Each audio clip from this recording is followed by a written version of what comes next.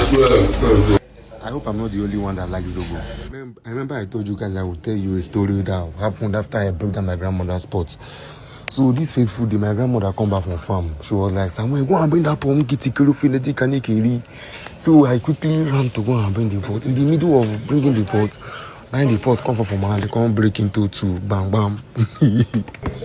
So I just quickly use fufu and gum the center of the pot and gum the clay pot together. If you don't know what I'm talking about, the clay pot is in my former video. You can go and check the clay pot I'm talking about. So immediately my grandmother just pour soup inside this clay pot, but I saw the soup divide inside the fire.